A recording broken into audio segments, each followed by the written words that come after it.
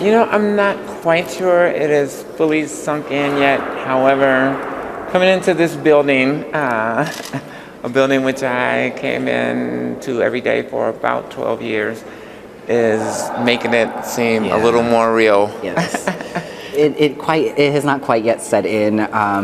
Folks have asked, do you feel the historic nature of this election? And honestly, no, because it's been one conversation at a time, and it's been super locally focused. And so I think also along the lines with Andrea, that stepping into this building, it's like, oh right, like this really happened. Right. So. Yeah. You know, every day is a pioneer day. Yeah.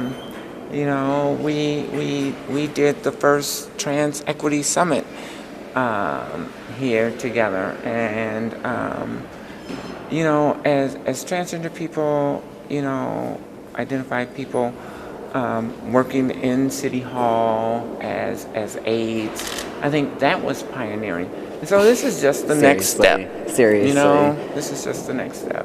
In my race, it was there. I would say that in my race overall, people were overwhelmingly supportive, and particularly around the diversity that I was bringing to the table. Very unexpected people when they found out that I was trans and I'm also black and queer. When they found that out, and then they saw my husband, who is also trans, they were like, "That's who I want to represent my neighborhood. That's who I want to be the face of my neighborhood." And so that's the kind of experiences that I've had. There's been negativity and ugliness, but the goodness has far outweighed it. So.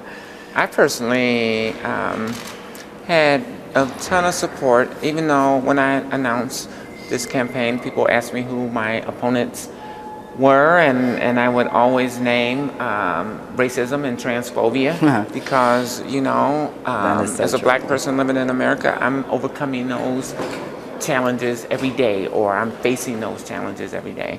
And so, yeah, we knew that was going to be part of the conversation, but fortunately it was a very, very, very small part of the conversation. Agreed.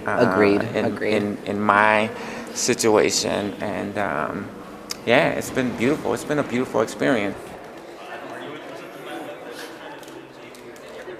I think you may know that we did capture 73% of the vote. So people were enthused, people were engaged, people were very, very supportive. And I think it's a message. I think it's a signal that hatred and bigotry in this country will not stand. Like we are the resistance. We are fighting back. We are standing up for justice, for fairness, for equity, for all people.